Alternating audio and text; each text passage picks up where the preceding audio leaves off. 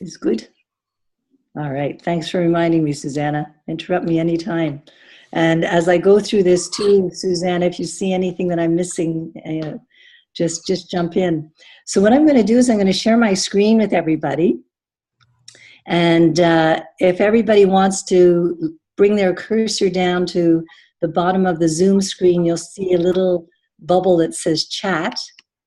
And if you open that up, then I can send you some links too, so that you can follow along. In other words, so let me just do that.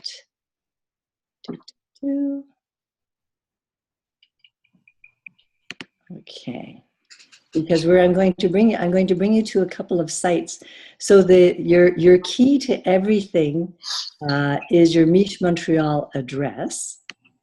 So probably the most important thing to remember is that every time you sign on and want to get access to your homeopathic materials or anything else, then that's what you want to do. Whoops! So I don't know what happened there. It looks like Julie is sharing her screen. Yeah. Julie's sharing her screen. Yeah. If you want, you can make me co-host. I think I can. Yeah. Okay. Disable that. All right. What should I do? Oh, there's a button on the top. If you hit like stop sharing screen, it should go back. Stop screen share, I think is what it's called. It's written in French. It's written nouveau partage. Then okay, arrêtez de partager. Good. Oui. Oh, good. Merci. So that's a demonstration of how we can all share our screens.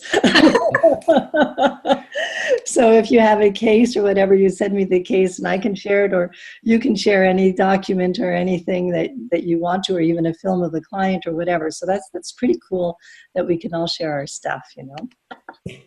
So let me just send to everyone the link. And, you know, these are all links that you have, but just in case you're not sure of how to work around things, I thought we'd just do a quick run through. And if you have any questions while I'm going through this, don't hesitate to ask. So one of the things that Susanna has created, which is pretty cool, is your student site. Now from this, basically, and what I would suggest with this actually, is that you save it in your menu on the top. So first thing to remember is you go on Google Chrome and always signed in with your Miche Montreal address. And the other thing to remind you of is to somehow make sure that you're always receiving your emails from Miche Montreal. So whatever your name is, you know, first name, last name, michemontreal.com, make sure that email, you're getting those emails, you know, that it's linked to your email program, that you get notified when we do send you emails, because that's really going to be the way that everything is communicated, is through that email. And it's also your doorway to everything. So when you go onto Google Chrome, you go onto and you sign on, you need to sign in, and that's the people. Can everybody see that? Yeah. People play. Now you see how many aliases I have. It's sort of ridiculous, but anyway. But when you're people, then you should on there have your name at Miche Montreal. So make sure that you have your first name, last name at Miche Montreal, that you have what is it called? An identity or a person by that name, so that you can open your browser with that email address. And when you do, so I just sent you the link if you want to follow along with me and make sure that you can access the site. But this is the link to your student site. And what I really loved about Susanna's design here is that you have everything right on the top. You've got information about your Miche account. If you click on here, you immediately have access to all the course sites that you have signed up for and that you still have access to.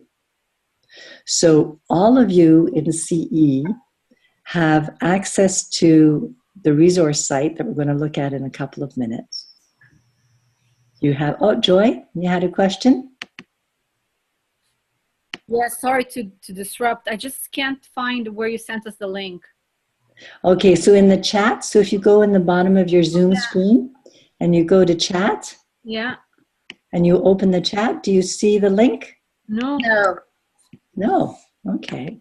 So let me do it again. Da-da-da-da.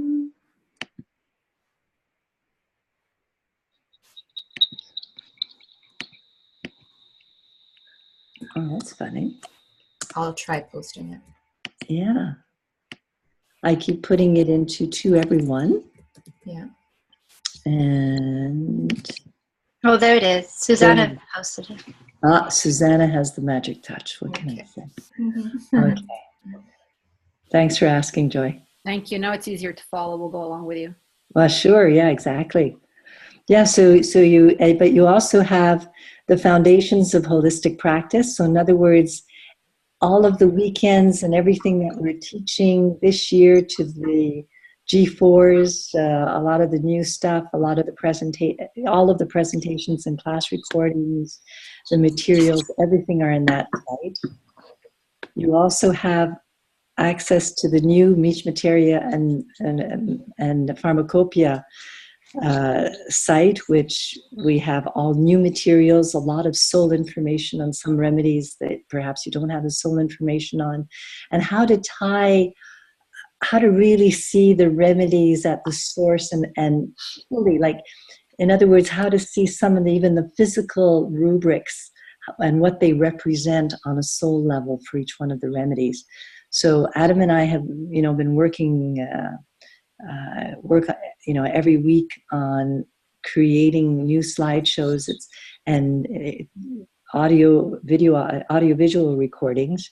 You can download the audios and listen to them in your car. It's a nice review of your remedies and maybe more of an in-depth study of them as well. And then you have homeopathic principles and practice methodology, which this year is being taught by Carla and is focusing on repertising. So if you need to hone up on your repertising skills, you have access to that too. Periodically, when we meet or I put stuff on the CE resource site, I'll be referring to some audios or some films that you can watch if you do need to catch up, if there is something that you'd like to review. So where to go. So if you forget where your course site is, you could just click on here and go right to your course site. We'll come back to that in a couple of minutes. Going back to the top of the screen, you have also a tab that says Classroom. The Classroom is really where we're going to have our forum. And so we've created a classroom or a forum exclusively for the CEs. And this is where we can chat and share things, where I'll be sending you stuff. So for example, Synergy Homeopathic just sent me a film and a new announcement that they're offering a big discount on their programs right now. So that kind of thing I can post here with the webinars. But this is where we can talk about things, dialogue about things. Even if you have a case and you have a particular question, or you're not sure where to find something, or you want to post it and ask your colleagues, this is a place really where we can have a chat room. We can have different topics. We can add new topics and also classify our comments and posts by topic. So, we can maybe have a topic, and I thought I had added it, I don't see it here, but a topic on therapeutics, for example, or, chronic case follow-up or that kind of thing. Or if we find a new resource or a new proving site or a new source for some remedies or anything like that, it's the kind of stuff that we can immediately share with everybody.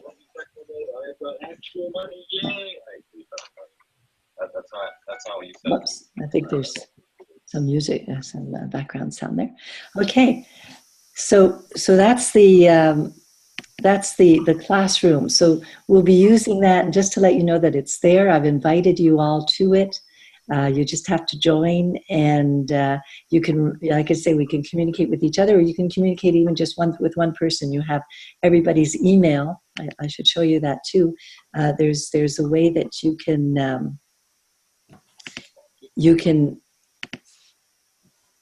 have a list of your classmates, and you can just send one person an email if you want, and ask them a question personally if you just want to privately communicate with people.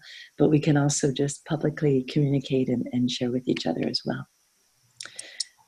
And then there's the Google Drive. You all remember the Google Drive, and we used to have all of those documents on. I'm going to show you that we have something much better now.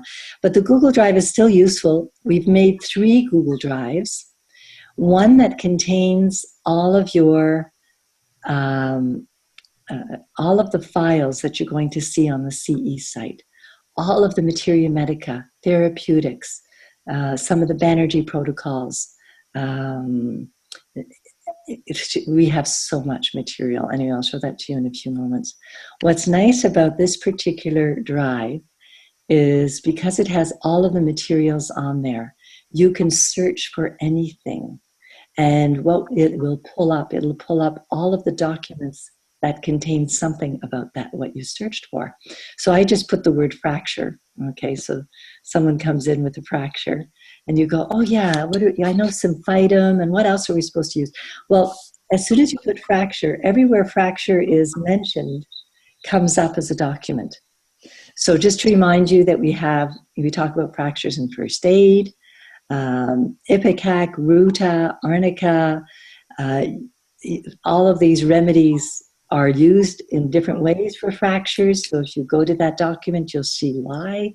Hypericum, the cell salts, Bryonia. So here you are with a very quick search, and everywhere that you could find something about fractures.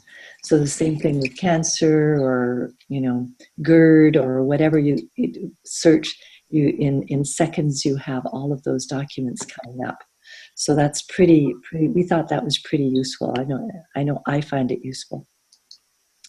So that's in your student shared, and this is how that Google Drive is set up, is with the different kingdoms, case-taking methods, therapeutics, and there's going to be more and more other different kind of sections, as we go along, as we build this. We have lots of documents. It's just a question of organizing them and getting them all into the right place. The team has been working hard. There's Yannick and Christiane and I have been hard at work trying to bring all of this together for you guys. So that's the first folder. The second folder is supervision cases, and this is exactly where you can upload your cases, so that when we get together for supervision on the webinars, that everyone can see. We don't have to make 20 copies like we used to in the old days. Everybody can see your case and your case notes. What I have on the site here is a suggested template for you to summarize your cases. That's going to help you take your cases as well. And we're going to talk about that, how we found, and so this is a Word document. What's nice about this Word document is the little boxes stretch and move as you fill them up. So wherever you have a lot of sensations or words or whatever, it'll take whatever space it needs. Christiane helped us with this one. And we've divided into different sections. One of the sections is the nuclei, and I do want to talk to you guys about that. This is something that we brought in when we brought in the soul level of case taking. It's where people find or feel that they have loss, guilt, where they feel that there's consequences to their action, or they're suffering consequences from their actions. In other words, some kind of punishment, divine punishment. where they experience nostalgia, or when you hear them justifying themselves. Those 5 areas are the doorways to the deepest part of the case, and often the key to the whole case. And I'll be showing you some examples of that. So this is something to keep in mind. I know we all learned it, but sometimes we forget these things. When someone, talks about their guilt, what are they feeling guilty about? And what do they imagine are the consequences of whatever they failed to do or should do or didn't do? Do you hear nostalgia, them saying, I wish things were? Or do you hear them justifying themselves? Those areas are the most critical to find the deepest part of the case and to really open the case up so that you understand the core. And then we have susceptibility, initial complaint. So these are all things that I'm going to help you with. But if you try to use this template when you make a case submission for supervision, it'll be really helpful that we all use more or less the same categories, and that we're forced a little bit to define some of these things, or at least go through our notes and find these things. What the team has been finding is that in using the template, the case comes together for them, and they get deeper insights. So this is one of the things that we'll be sharing and looking at together. So that's where you upload your cases, and so that everyone can see them, and so that when we do supervision, it's very clear. And then there's an upload folder, which we're going to be using to share notes from conferences, new provings, perhaps things we've found on the internet. Sometimes you're doing a case and you dig for hours to find some really interesting information about a disease or about a remedy or a cured case. And this is the place to share it. We'd all like to see that. Why let all those hours of searching, go amiss? Let's all be able to take advantage of that. Okay, so those are the drives, the 3 drives, and then you have the calendar, which gives you all of the dates of the webinars and any other exciting things we might plan, like a reunion or an in-person day or evening or afternoon or morning or whatever. So all of that is here as well. So if you ever forget when the next webinar is or what's happening, that's all on that as well. So this is your student hub. Okay, so I would suggest that you go to your bookmarks up on the top of the Chrome. You bookmark this page, and when it asks you where to bookmark it, I like it right on the top. So if you go bookmark this page, and in your bookmarks bar, now what you can do, and what I've done, is create folders. And so I have a Miche folder in which I have all of my Miche sites in, but you can organize your bookmarks bar any way you want. What's nice about the bookmarks bar is then as soon as you sign in, you have the direct link to all of your important sites. And I think so this would be one of them. So on this site, you'll see the upcoming webinar, the date, and the link will be on here. So if you lost the email or didn't see the email or whatever, you can just come to this site and get reminded of the date, the time, and get the link there. And then all of the same things that are above are here in a little bit of a summarized fashion, so that you can click on these as well for your tools and your resources and go directly to them. I just want to clarify something for everybody. When you're bookmarking that student hub, Yeah. it's best to do it if you've already set up your profile in Chrome, because these links to the calendar and to the course sites won't work if you're clicking from, say, your personal Gmail account.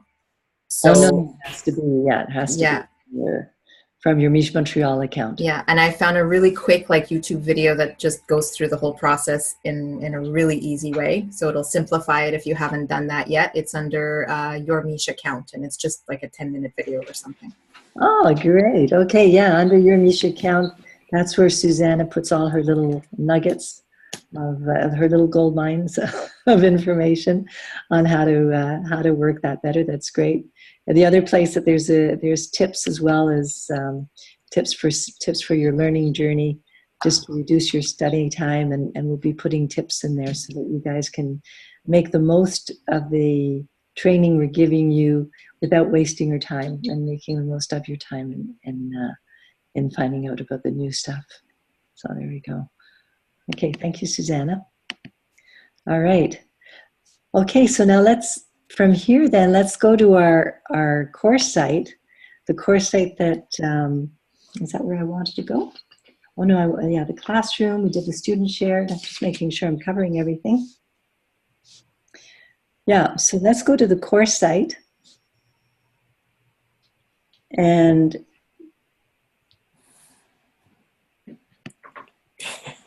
so just a clarification. Yeah, this is a resource site. Yeah. Yeah. Yeah, a resource site, and where we'll be putting everything that we're discussing together as a group possibly as well, you know. So in this site, right, dedicated to your needs, again, you have a link to the forum, to the classroom that you just saw, where you can ask questions or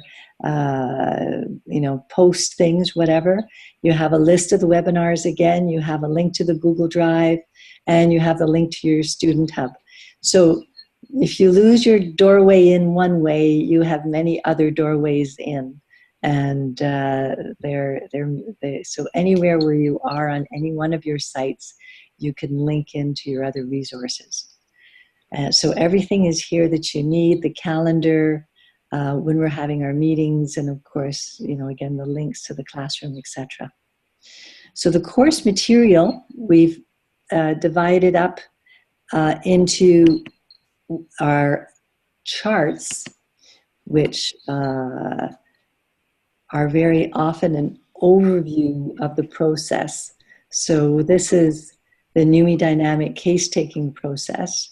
This is a chart that perhaps a lot of you may not have seen yet, that really brings together what you learned in the sensation method and in the soul level, and how they work together. So you get a sense then of how these work together, and we have another chart actually that shows you which resources to use, which parts. And then anyway, I have other little charts here that we won't go into necessarily detail right now, but when we're meeting together in the webinars, and maybe when we're looking at a case, we might find that some of these charts are nice to review to give us an insight as to what we're hearing in that case, and how it links together. So this is another chart that shows how our susceptibility, delusion, miasm, sensations, the nuclei, and human condition are all linked together in one story. And when we get the patient dynamic together, then that whole story unfolds. But these are the different parts of the story. We also have new miasm charts. You remember these charts probably from when you were studying with us, but now we've turned them upside down. Because what we realized is that these charts, when we turn them upside down, are a direct reflection of the newest research in mitochondrial research, and exactly how repeated stress becomes chronic disease. And so what's really fascinating is that in modern science is now proving through mitochondrial research what homeopathy has observed for 250 years or 200 years, however long it's been. So this is explained in detail in FHP Unit to Unit 1. Okay, so you'll see all of that in Unit 1 and Unit 2, where we go into detail of exactly how how the old and the new are meeting, but also really how we can actually, I don't like to use the word justify, but we can explain miasms in terms of stages of development of chronic disease in relationship to accumulated stress, or the scientific word, of course, for it now is allodynamic load. So the accumulated stress or allodynamic load is, what has been graphed and looks exactly like this in different stages, that then correspond to different disease states that correspond to a basically dysfunction or lesser functions in the mitochondria. So anyway, so just a revisiting of our miasm charts. Like I say, I'll put a little link to the audio visuals and the audios that you can listen to if you want to hear a little bit more about that. So this is a place for our charts that we find very useful for our patients. The NUMI dynamic chart, I think, is up here now. Yeah. So the NUMI dynamic chart, which is under the title, is probably the one that we share the most with our patients to really help them understand how being that mover and identifying with, what they're striving and what they think they have to do very often blocks their energy, causes an allodynamic load, causes stress, and then leads to greater susceptibility in chronic disease. So, and when we've gone through the process with them, or when we're going through the process with them, at some point it can be very very illuminating for them to see it in a chart, and by that time they have some objectivity that they can enjoy the chart and realize what they're doing. Anyway, so we've just I won't go through them all, but we have them all. They're very handy to take, to get to. The same thing with case-taking methodology. I'm working right now on developing sort of a flow chart of what our case-taking methodology looks like. We'll actually be producing 4 flow charts like this, one for each type of disease. And what are the types of disease? Well, we have acute, we have chronic, or what's called endemic disease. So there's chronic endemic, in other words, chronic disease that has its source within the individual. Then there's disease that is associated with epidemic, right? And then the 4th kind is one with external etiologies. And external etiologies such as, over-medication, intoxication from medication, that kind of thing.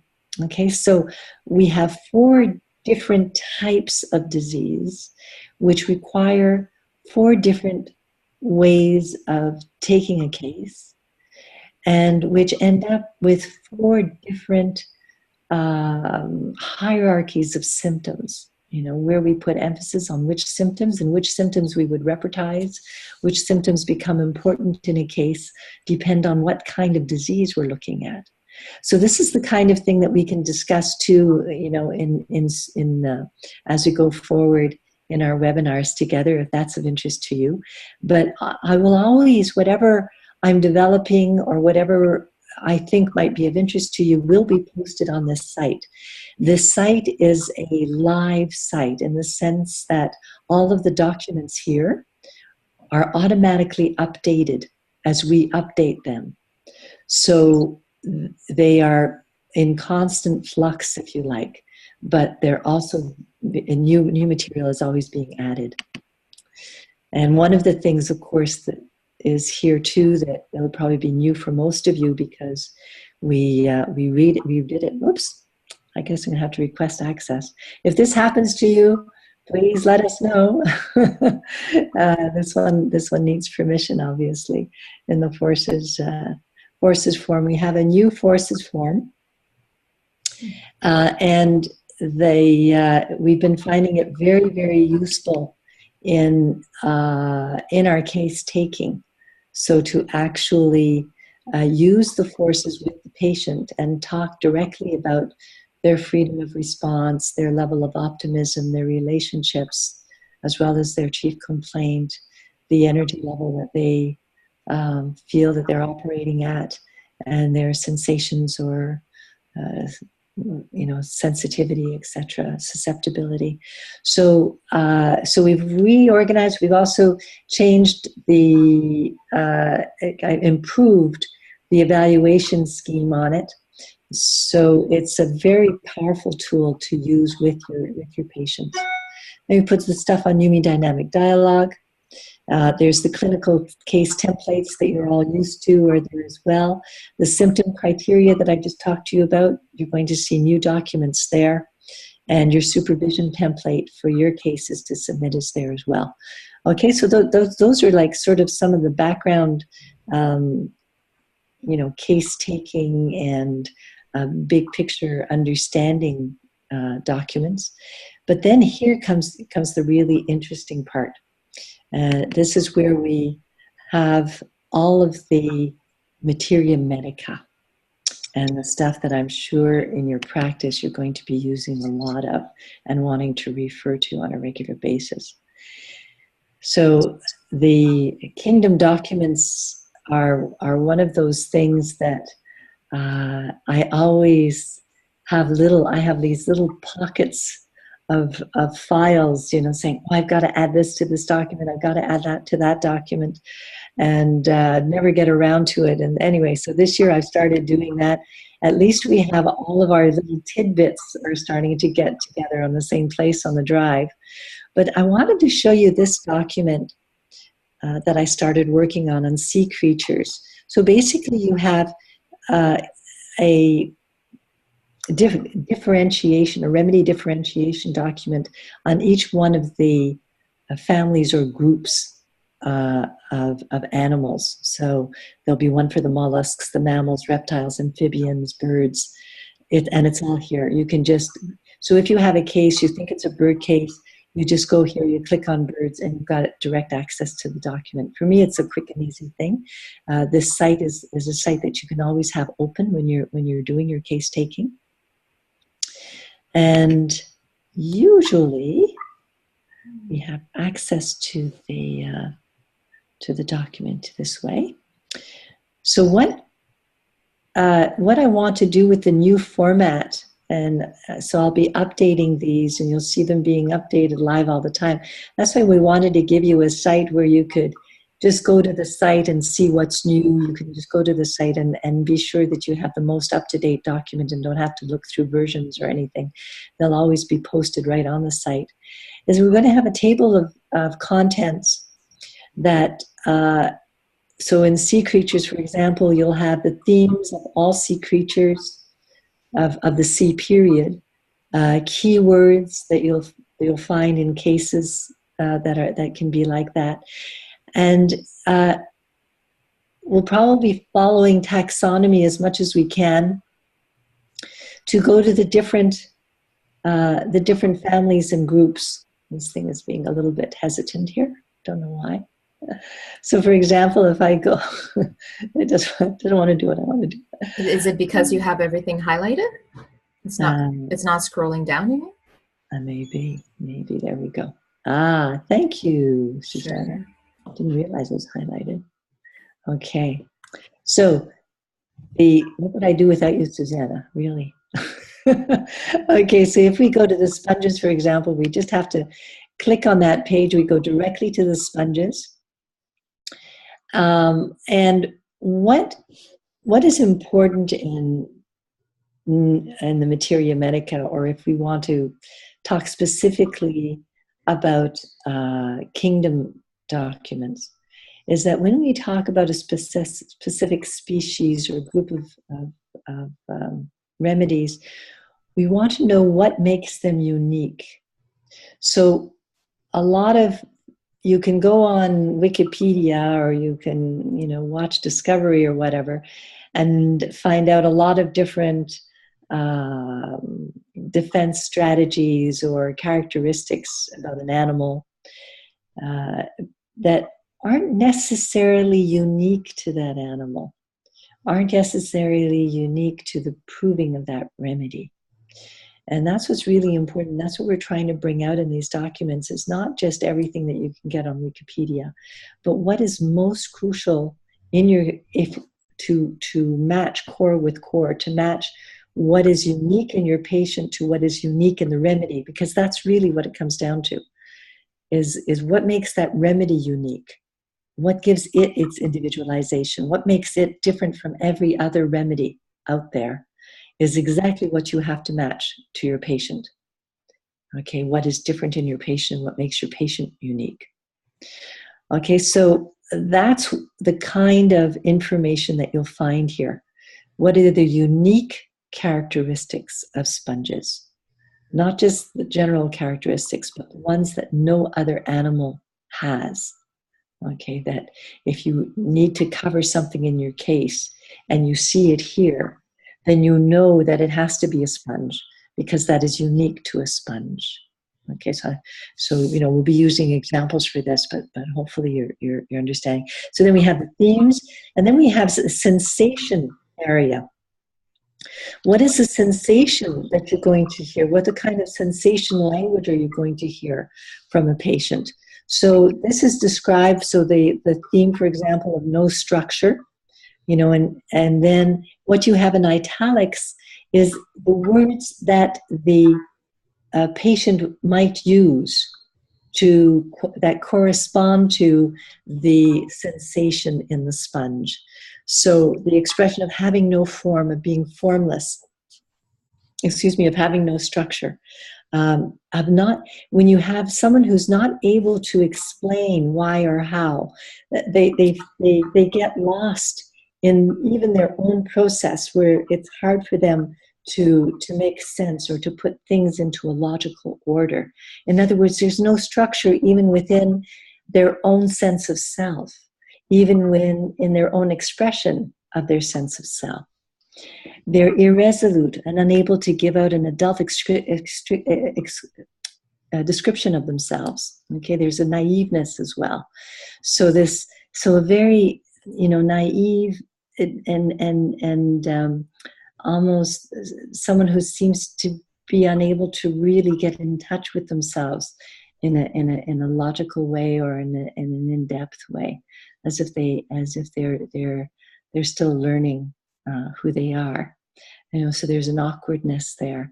So you get a description, so you get the theme of no borders now, for example, or of even, how that's expressed in the sponge, and then how that's expressed in the patient. And this is what we feel is most pertinent to our case taking. Going on Wikipedia is going on Wikipedia. But, what would you look for in a patient? How would the patient express that? This is the kind of things that really become important when we're trying to find a really good simillimum. And then when I put in some of the rubrics from the repertory that show the importance of that theme or that sensation in that remedy as well.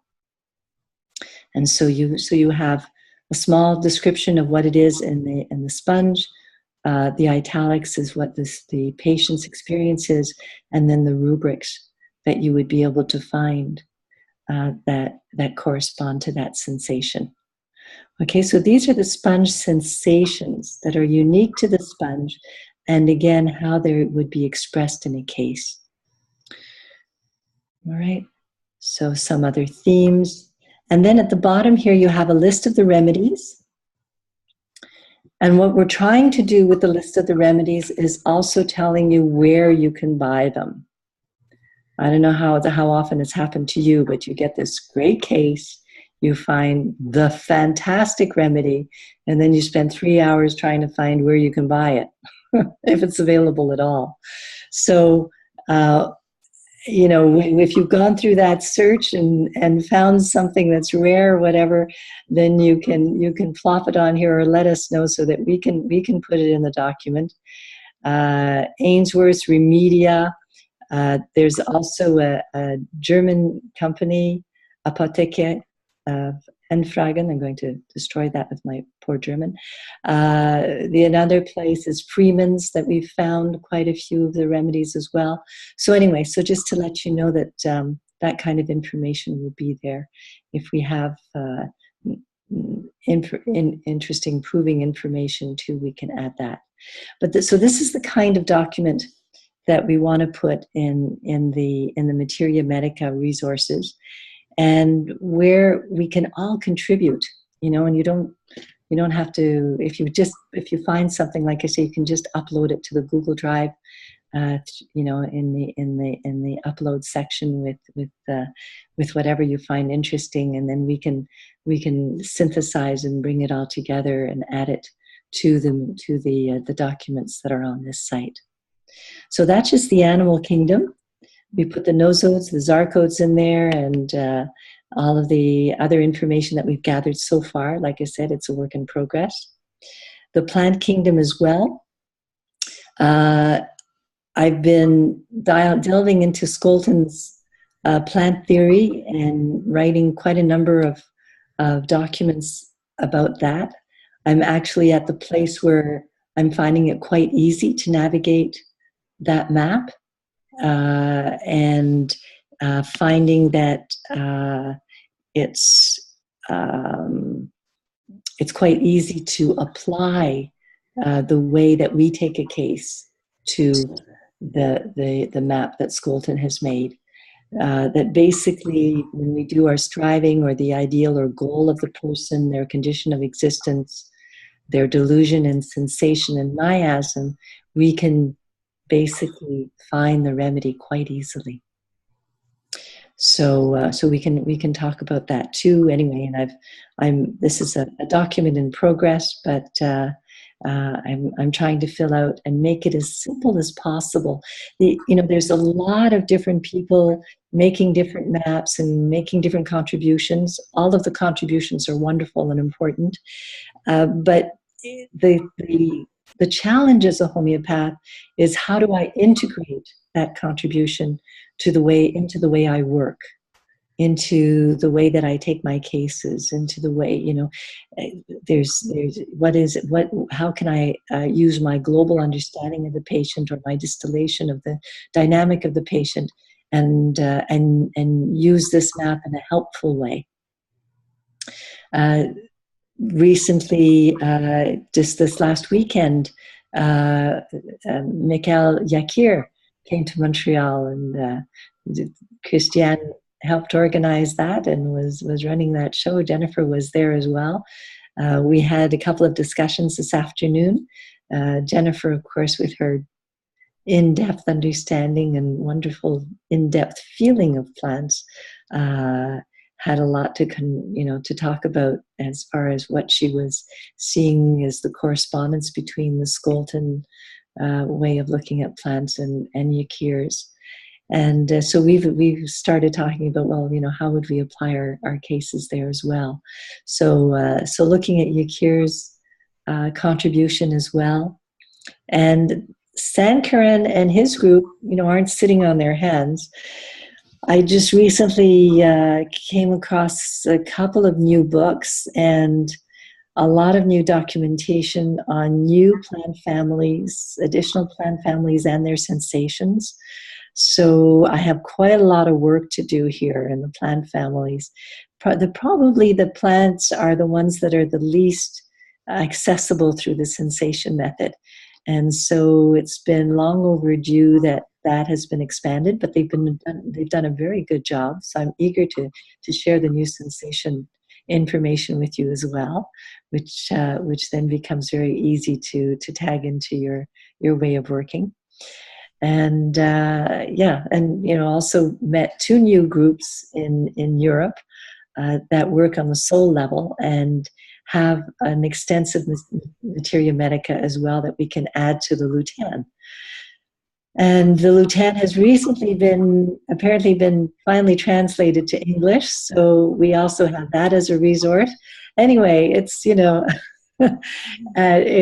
now the problem not of what resources we have, but how do we organize these resources that they could be really useful, that we don't get lost in them, and that we can have easy and fast access. And that's the idea behind this site, is that you can have fast and easy access to the documents you need. And the idea behind CE and our webinars is, how do we, as Miche homeopaths, integrate all of this new and delicious stuff into our case taking? How do we make use of it when we have those cases that are challenging, that don't really fit into one of the categories or into one of the maps that we're currently using?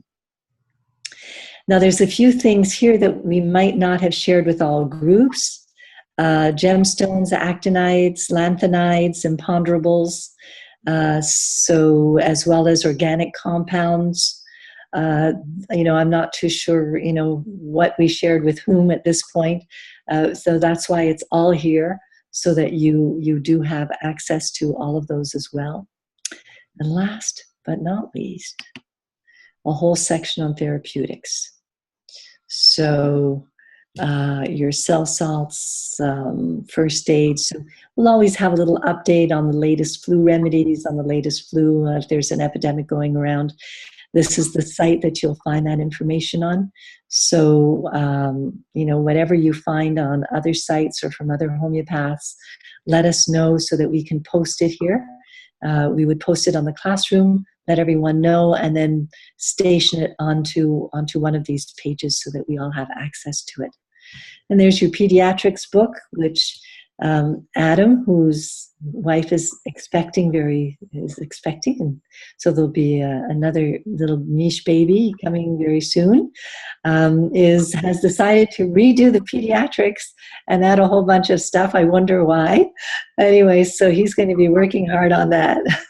So you'll be seeing a lot of new additions to childhood diseases and first aid help in the pediatrics. And of course, we have our UNDA numbers, our gemotherapy. Carla's always developing new stuff there as well. So this is the idea of this site, is it's your go-to. So after you take a case, where do I go, to the resources that are going to perhaps correspond most easily to the way I take my case and the way I work.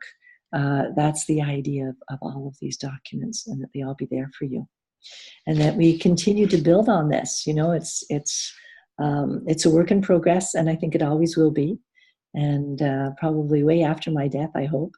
That we'll that this resource will go on, and that we can all continue to use and develop these resources.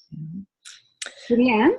Yeah. I just have a question for clarification. It's very clear to me on the website, on the core site, but also connecting that to what you showed us earlier on the drive. So the CE folder is the one that has, because there you have Animal Kingdom, Plant Kingdom. Are these the same documents? Yes. Okay, so we can look at either place? Yes. They're updated at the same time?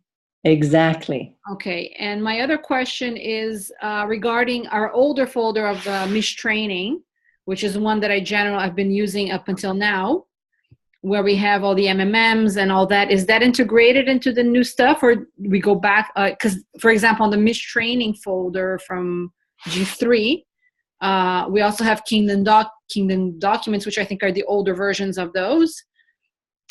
So basically my question is, is all the stuff that's in the Miche, because I haven't looked at the new drive, but is all the stuff that was on the Miche Training folder that we have been using up until now, is that integrated in the new one?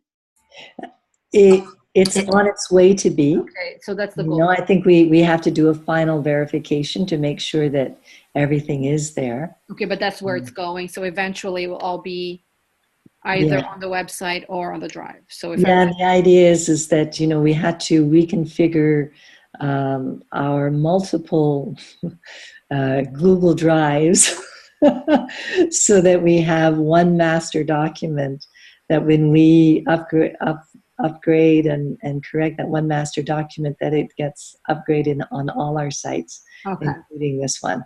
So that's really where the biggest part of the work was. Right. Where the biggest part still is, in which you don't have access to yet, is for each one of these documents is maybe another 20 documents that haven't been integrated yet into them.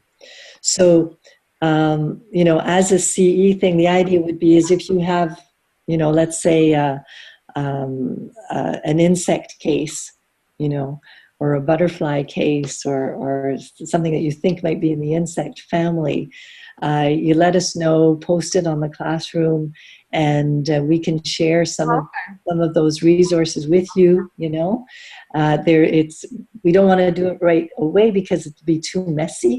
We're hoping that each one of us at some point gets into a manic place and spends a whole weekend doing insects, which how this got Like done an in the past, Yeah, like an insect, exactly. We get really into a tubercular insect, spend the whole weekend not sleeping and just doing that document or something. But Okay, so it's in the process. Okay, it's clear now. But I know that these 2 spots are there. Most of the stuff is there, and then we can always refer back to the other one until it's all in one place. Okay. Yeah. And there are a lot. It's like there's been a big, I guess 5 or 6 years ago, it was almost impossible to find information. And there's been so much published and quite a lot of provings done in the last 5 years, interestingly enough, different kinds of provings. And then, of course, new systems. So all of a sudden, and now everybody's publishing at the same time, all of a sudden there's this glut of information, But we're pretty good at Mish. We buy all the new books, and we do, we try to take excerpts from the books that we find are most pertinent and put them in the right places and stuff. So we're trying to do all of that and keep up with it. Right now we're a little bit behind the 8 ball, but we will be, ardently working at it. Our focus is going to be mostly on the plants this year because that's what we're teaching to the G4s. So we sort of have our focus there. But as we do our case supervisions and do different cases, we are going to be looking at the animals as well and everything else. But just to say, if anybody does get into a manic mode and wants all of our resources and PDFs and illegally scanned books in exchange for creating a document, I think we can arrange something. Thank you. But I like the idea of using the classroom if we have a case and we're looking for materials or stuff, we go see what's already posted, but then we can always post on classroom and see if anybody has anything. And yeah, and when I wake up at 4 a.m., I have nothing else to do. Okay. I'll check in on classroom and see what you guys are asking. No, but yeah, definitely, and what's nice if you use the @Judy-Ann, then I get an email right away and to let me know that you've posted. So, so it's, I'll get back to you as soon as I'm on a computer. Yeah. It's a plus Judy-Ann, not an @Judy-Ann. Oh, it's a plus Judy-Ann. Yeah. It's both, actually. Pardon? Oh, is it? You Okay, can there use go. both characters, yeah. Awesome. And you use bold characters? Both. You can use a plus sign or an Okay. @ symbol to tag it. Plus, that's why. Okay. Okay, great. All right. All right. So that's the quick overview. I know that took a long time, but I wanted to sort of get us all on the same page and using the same resources, so that we can share those things. I have a whole list of possible topics for CE this year. I mentioned a few of them here.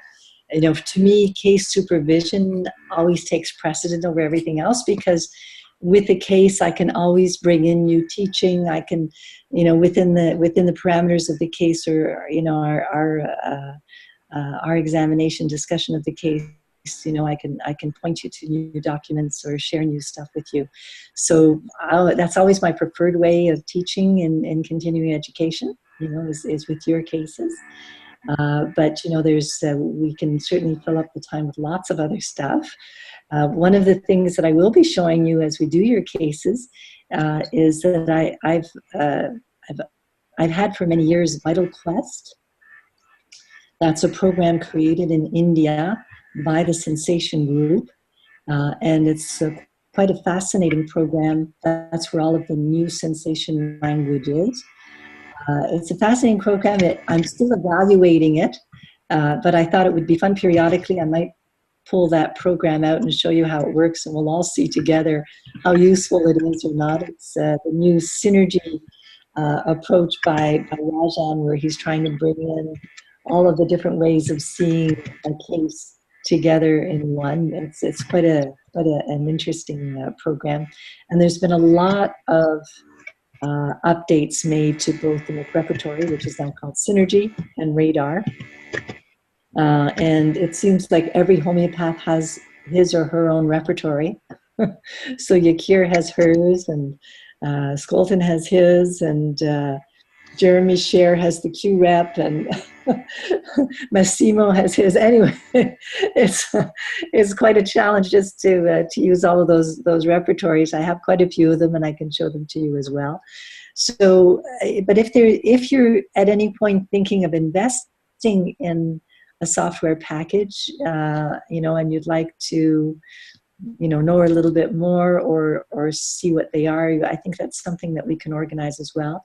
Synergy, Eli Eliath from Synergy would like to do a 30-minute demonstration. So I was thinking maybe I could ask him to do that like at 6:30, you know, before one of our webinars. So people who wanted to get a demo and, you know, and see what's new in that program, they brought their price down significantly. The program used to be $7,000, $8,000 US. It's now starting at $1,200. And I think the most expensive bells and whistles in the whole thing is about $4,000. But they have different plans and possibilities there. But anyway, so these are all, you know, all things that we can look at. There's some really cute programs available for the Android that are very inexpensive. I got one for $35. That's I carry around on my iPad, and is quite a nice repertory for quick repertization. And of course, many of these programs now have an iPhone and an iPad sidekick that you can use on the run as well. So anyway, so that's some of the stuff. Presentation of successful cases, new information on the sensation method, and then, as I said, you know, a new and complete disease and symptom classification approach that we can talk about. You know, what are those 4 diseases? How can you start, you know, recognize the difference, and what difference does it make in your case taking?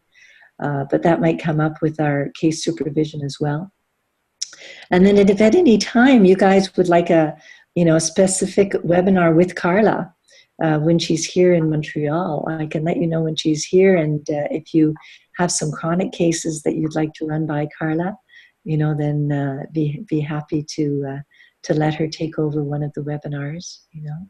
So lots of possibilities, including the possibility, of course, of getting together either in a reunion or for a one-day course, you know, in some subject that we all decide on. So that could be all part of our CE package this year. So I can stop talking now and let you guys ask questions. So let me stop my share, and we can go back just to seeing each other. Okay.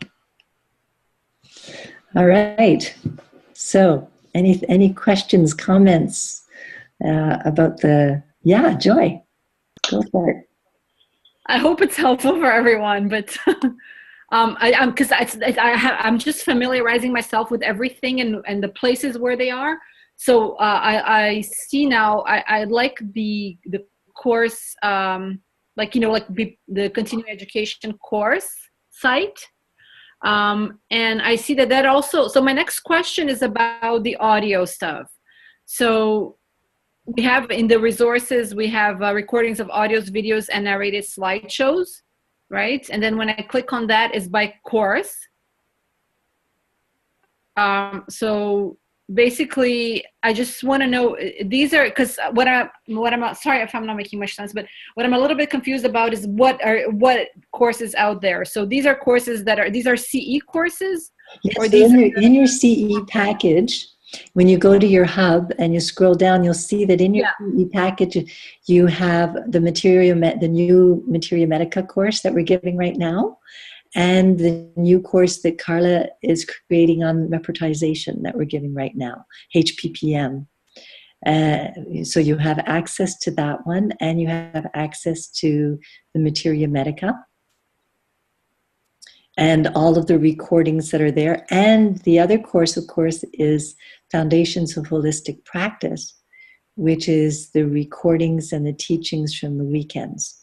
Oh, that's okay. That was my question. So the ones that are called Foundations of Holistic Practice is the weekend stuff? Yeah. So if you want to attend a weekend, either, watching the film or listening to the audio in the car, that's something that you can do. Okay, so it's all there. So then we have the weekend courses that we can listen into, and the other courses that are more like CE, like from all the other ones that are listed, the Materia Medica and Pharmacopoeia, and and then even it's clear too. I didn't realize that the weekend courses were called holistic.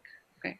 Yeah, that's what we call our weekends now, is Foundations of Holistic Practice, because I do they're purely experiential weekends now, because all of the other stuff, the Materia Medica and the philosophy, is in the online courses now. Okay. So it's liberated the weekends to be purely experiential, which has been fun for me. For everybody. Yeah, for everybody. Third time around, fourth time around is getting. I can't teach this anymore. I've got to do something. They're also different. Yeah. I would like to know, why do you call that level 2, these weekend course? In a foundation holistic level 2, and all these 3 courses are called level 2. Why do you call it level 2? Because last year were the level 1s. Okay, you mean just for us it is because for us it's kind of a de la révision review in some ways. Some is, some isn't, and that's what I'll be posting and telling you about as we go along, saying you might want to listen to this audio because it's all new stuff that you haven't heard before. Okay. And then you can go on that site and you can see the handouts, you can see the exercises. So, that if you want to really say, or it might be something that, we did look at that. What was that again? And as I was saying, the Materia Medica at this point is in much greater detail and is integrated with the soul level and mental and physical correspondences to striving into the ideal and the absolute, So it's sort of fun because you get to see how the rubrics and the keys, what really makes that remedy unique, what really individualizes the remedy. The physicals will correspond to something in the absolute or the ideal or striving, and it's really sort of holistic way of understanding your remedies. So this is the new understanding that's going in the MMP. So we just wanted to include it. We want to have you have access to it so you don't feel like you're missing out on anything. And periodically, if we find that you might find it really interesting or exciting, you can just download it and listen to it in the car or when you're doing your laundry or whatever, and have that in the background. Well, thanks. Yeah. Julianne, do you mind if I add something? Sure. Yeah, so for me, because of being exposed to the FHP 1 and 2, so what I see as being from a G3 and what the G4s are getting is more of a concentration on certain subjects. So, and where it's not mixed up with a whole bunch of other things. So the context is a little bit more boxed in. So you're able to go in more deep. So a good example was the example of going through the miasms, which was like last weekend, right? Julianne, was it miasms? And that was like an amazing weekend because it at some point it wasn't anything new, but yet it was deepening of the understanding, which was super awesome in that weekend, you know. And that, so it is a revisiting of information, but it's a deepening of the information. Yeah. Yeah. And we put things like on the FHP side. I don't know if you guys remember the Northern Exposures films of each of the miasms. Well, that you can watch them now. You can download them and watch them on that site, you know. So, you know, it's the kind of things that, you know, we couldn't share before, but which we can now. And sometimes you know, it's a nice way of reviewing or revisiting something. So you have access to all that now too. Yeah. Thank you, Christiane. Yeah. Yeah. It's, you know, so if you can imagine that, before we would have all of this information, you know, we would have, you know, all of the materia medica, all of your reportizing and your case taking all concentrated in a weekend. Now, all we do on the weekend is really case taking and understanding the different parts of the case. So we've been able to go into much greater depth in all of our subjects, actually, by having some courses online and the weekends teaching. So this is what we wanted to make sure you have at least access to, you know. But then to make it really pertinent for you, I felt that the CE site, you know, bringing in together the materials that you use as a practitioner is essential. You know, that's really, you know, our work together, right? You know, is that. Julianne, in one of your emails, you'd mentioned that you would be talking about the birth process or how birth affects us as humans later on. And I was just wondering when that was, is that going to be one of the weekends or where will that? That's a good question. Yeah, that will be coming up soon. And that's definitely something that you know, well, I can talk about just a little bit now. There's a you know, sometimes we get to a place with our patients that we really do have a good sense of their dynamic, and they're seeing as well how they create their own stress. They see their misperception, let's say, you know, we see their delusion, you know, they're starting to get a sense of how they misinterpret everything according to what they're susceptible to. And what we found is when we get to that place where it's really sort of all come together, if then we ask about the circumstances of that person's birth, and very often they have to ask their mothers because they don't know, or, you know, they don't have all the details. So the circumstances and, you know, the pregnancy and birth, like, in other words, what really stood out for the mother, you know, or what was different from her usual experience, or what made that birth different from the other births, or different from, you know, any other experience she's had. And just astounded at how that description captured the whole delusion, the whole misperception, the whole keyhole of that individual. It was just like, wow. Like, there was one example where so this person's conflict is that they can just never get to their work, you know, and they always feel like everything is a mountain. And, you know, the way the person describes it is as if, you know, as if I'm tied down, you know, as if my arms and my legs are so heavy I can't move them. You know, I'm immobile and immobilized, and just feel hopeless and feel like everything is a mountain and impossible to do. And so there was this kind of lethargy in her life, in all areas of her life, and this frustration around that sensation and feeling that sensation.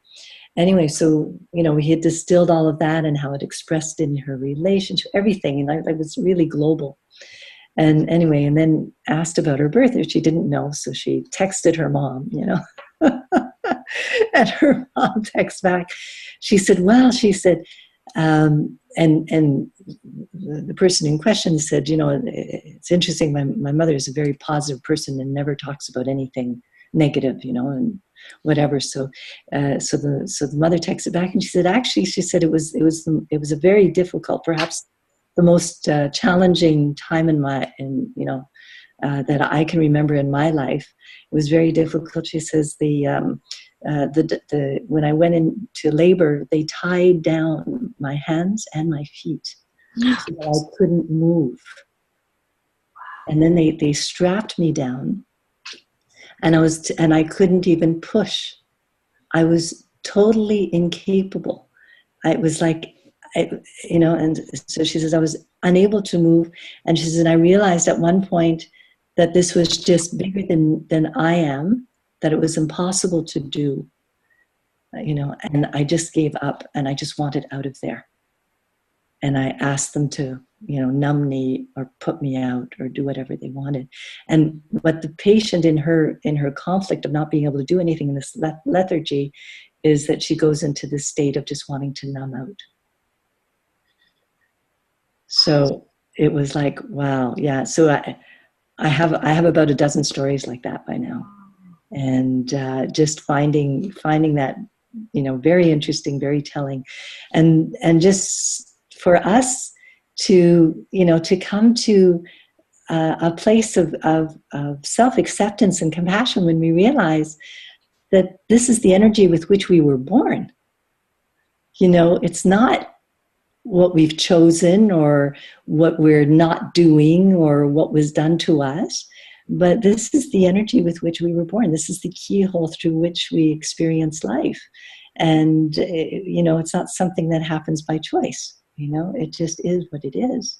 And so, so it's brought another dimension, to our understanding and realizing that were you going to blame the doctor? You're going to, there's no, it's we are an energetic phenomenon. And, the human beings that play a role in that have just fallen into that energetic dynamic, usually unconsciously. I had one of my patients a few days ago who I hadn't seen in about 20 years. I saw her about 20 years ago, and she at that time she'd asked me to do a reading. She was offered the adoption of a baby. She had adopted a boy, and the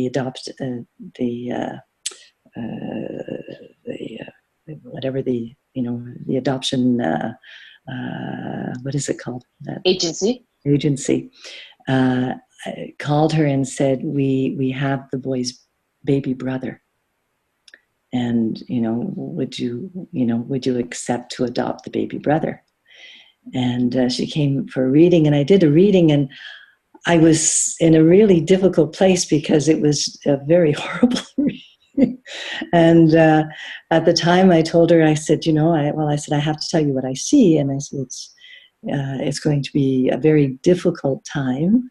And, that you might, anyway, I told her everything I did then, but she came back 20 years later and said that basically what I said happened. So this woman, who's a very spiritual woman who meditates, who's very gentle, what I warned her about is that this boy's energy was such that she would possibly lose control and be violent with him. And that's something that she would never forgive herself for. And that also her husband would leave her and there'd be a divorce, and that eventually, the child would turn his back on her, and maybe both children. Anyway, all of that has come to pass, And she was saying, she says, I did lose it on him. And she said, and when he turned 18, he turned to me one day and he said, why were you so violent with me? How could you do that? And, it broke down. And, since then he hasn't even spoken to her. He's decided to split off with her. You know, she has never hit a fly. She's never been violent with anyone. She was not violent with her first son. She's not violent with her daughter. She's never hit any of them. With this child, it was as if it was beyond her. And she says, I can count 4 times when I lost it on him.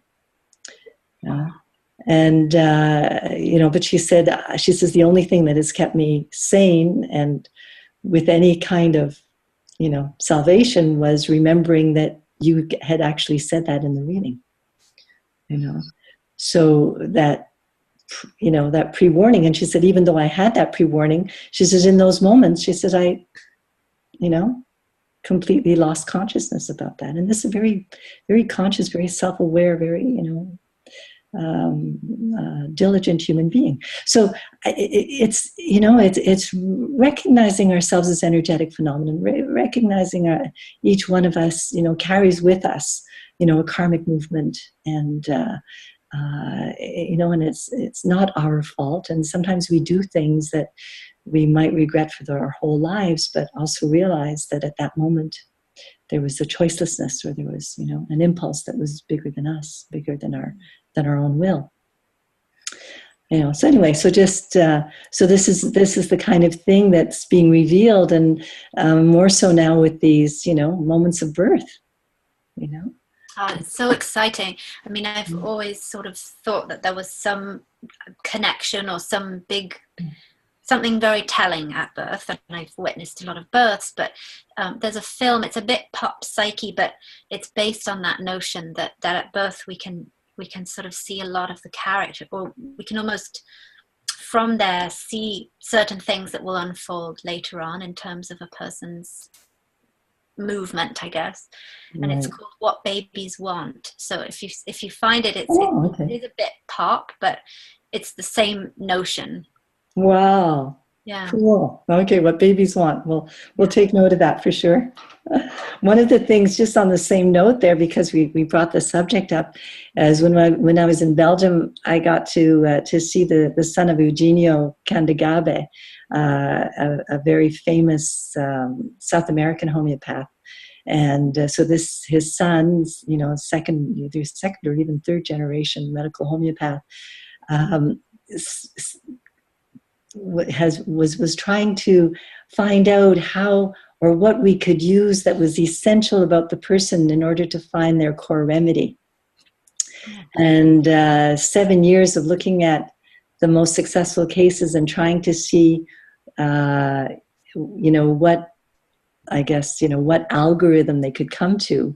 Anyway, what he showed us is what they came to eventually is an algorithm that is composed of the person's birthday, birth date, the name that they use, and then some other sort of fudge factor as far as, you know, what they strive for, what their aim is like, or what their goal is in life. And so he actually used that algorithm. So the 10, you know, there was Massimo there, Skolton, Yakir, Sankaran, Jeremy Sher. It was the who's who of homeopathy was there. They all, listened to a case, and then they each got up and did their analysis of the case. So he did a live case, and then everybody did their analysis, and he did his.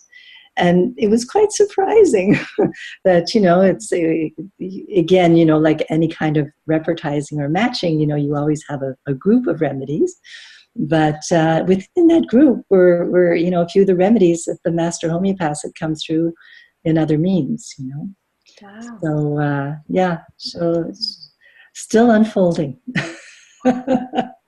But always exciting.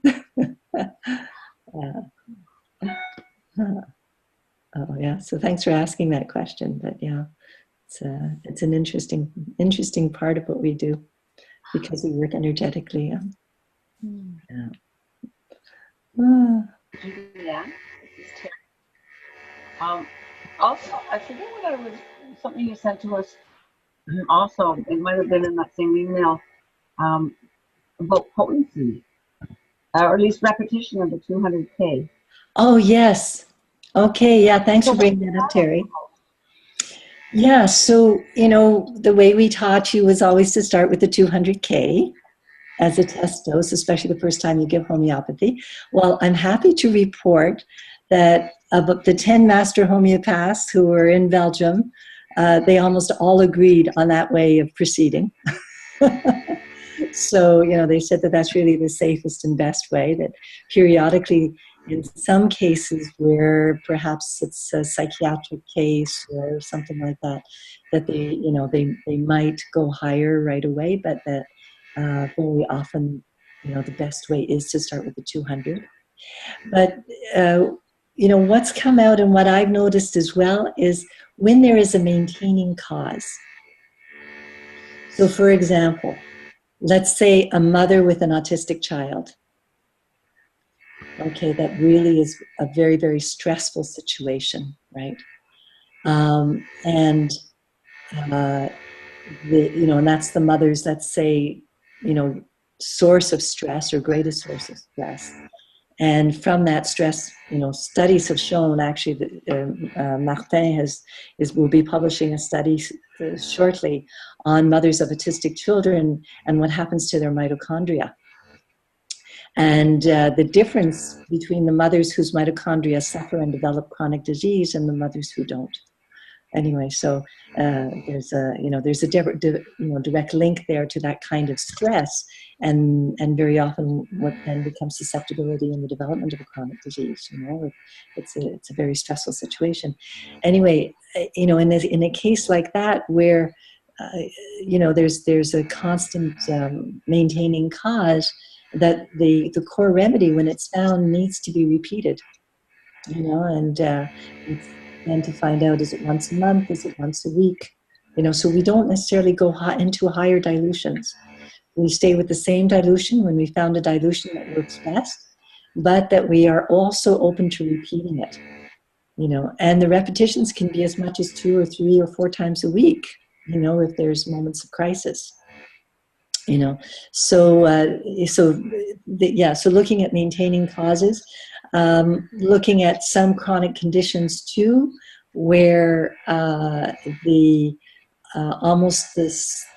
side effects and some of the symptoms of the disease have become a maintaining cause, and therefore repetitions are needed as well. Looking I was thinking of writing up a little document on that and putting that on our site as well. In our therapeutics physiology, maybe creating a little tab on that where we can put the different things that we find. Yeah. So to keep that in mind, to consider, not to rise too quickly up the ladder of potencies is the other thing that I saw a lot of agreement on. That sometimes we tend to, go to a higher potency every month or 2, and that's not always optimal. That if you find a potency that does well, then stick with it as long as you can. And even if you're repeating it every month. So for chronic diseases, we see really often regular repetitions are better. And but that even repetitions of 1M, 10M are common enough, in certain situations. Yeah. Okay, thank you. Yeah, you're welcome. Yeah, it was fun actually to see the homeopaths do things and say things that I've been doing for years, but wondering. Jeremy Sher does this quick and dirty repertization, what he calls, which is something that I do too periodically, and I'll show you what that is. It's sort of when you have one of those cases that just has quite a few individualizing things, and you're wondering how you're going to put all of this together. There's a way of using the repertory program to do what Jeremy Sher calls his quick and dirty repertizing, which breaks all the rules, but periodically works. Sometimes we have to break the rules. to get somewhere. So another thing that Jeremy Sher does, which was fun to watch, was he listened, did this whole case, and the only thing he did with the case was pick out all the verbs and the adverbs and put them all together. And by doing that, he actually came to a very interesting dynamic, and found, basically through the sensation way of working, the remedy for that woman, which cured a very deep chronic disease. So just through her language, I have the slides of that case, and I'll put that together and share it with you, just because it's very wonderful to see, just using verbs and adverbs, how he came to a dynamic. And his thing is that you put all the verbs and adverbs, and then come to see all the synonyms and try to get a movement out of that, a dynamic, like the way we do, in one or two sentences, and then see the remedy that might fulfill the dynamic movement of those two sentences. So I'll show you that case. It was a lot of fun to see that too. So, and then Rajan did a great demonstration of, now that he's the owner of Synergy of McRepertory, he did a great presentation of showing how you can be totally screwed by using the repertory. So even though he's the president and owner of the biggest repertory, software program, he showed how easily it can be misused and misdirect us and take us all over the place. So yeah, it was very amusing, but it was lovely to see homeopaths present in a very undefended way, very open about, their tricks and their foibles and their challenges. And everybody sort of shared their bloopers, it was a lot of fun.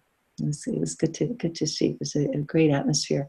Not like most conferences where everybody's on their best and everybody, is trying to outshine the other, Oh, look at that, a little angel. Okay. Thank you, Terry. Good question.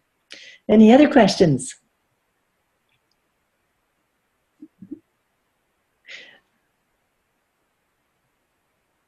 Anyway, like I say, I'm hoping that we, this year in the CE, that we really build the resources that we can use, going on. And Susanna brought out the point, yes, we charged $400 this year. We're going to be putting a lot of work into this year. We're going to be investing a lot and in these resources. And like I say, and hopefully getting together in person as well. So, you guys, that'll be, all part of your CE. But that going forward, not necessarily always be that cost. This year we wanted to also make sure that all of you at least have the opportunity of having your name on the website. Put it so. We will be putting your name on the website if you join CE. And we would really like if you wrote a short bio that can also be on the website so that people can find you. It's a great way of getting clients, and we get clients from everywhere. We get calls from people in Ontario, from in the States, all over Canada. But we do get quite a few calls from Ontario, and quite a few people who come to our site from all over Canada. Those of you in Ontario, it's still valid. And of course, there's always, Skype and taking cases on Skype. That's always a possibility for the ones that are farther away. But we are getting those calls, and it would be nice to get your name on there. So we wanted to make a package where everybody would have the opportunity really to use all of the resources that Niche can offer. But, next year, as we go further, if there's some of the resources that you feel you don't need, but you just want to keep the site, for example, or whatever, then we're going to customize packages that way. and and so that it won't be as great a cost for those of you, who are looking at the finances there. So just to let you know that we're not going, the purpose of this is not to bind you to something that then you have to pay for every year. You have access to all of these documents. You can download them at any time. But our goal is that we move forward together, as a group, and that we continue to share our resources in the most viable and economic way as possible. So just to clarify that, and but I'd really love it if everyone could join this year, because that that really exposes you to everything that's available. And moving forward, then we've built it together, and we also have your input as to what's useful and what isn't, and how you'd like it set up. So we're always open to suggestions. Julianne, I just wrote that on the chat, but it was just something that in my mind it's okay. I'll just say it verbally. As Terry was asking her question, and you mentioned about maintaining causes, and I was thinking of trauma, either a one-time intense trauma caused by some external circumstance, either physical or emotional or both, or a trauma that keeps on happening, or traumatic responses to that becomes like very deep ingrained patterns of coping, to look at that as a maintaining cause. That's a miasm.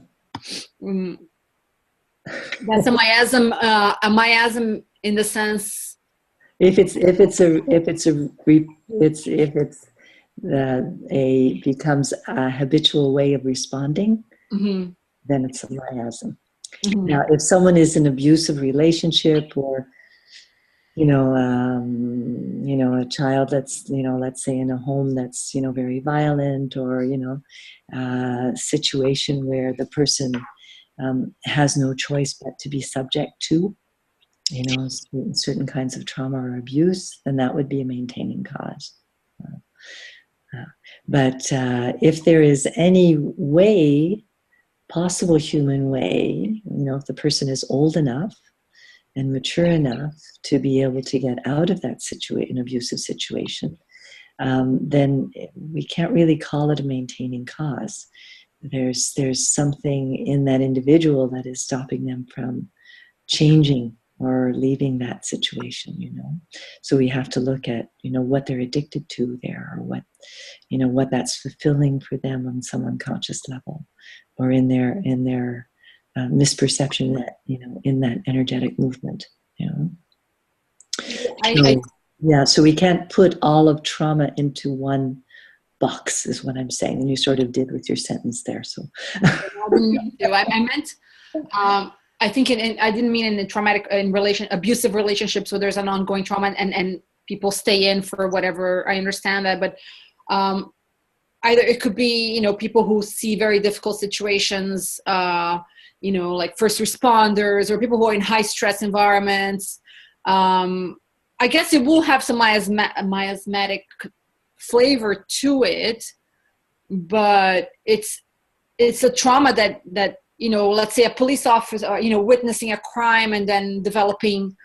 I had a client like that. It wasn't necessarily her ideology, but she has witnessed. She was held up at gunpoint, and everything changed for her there.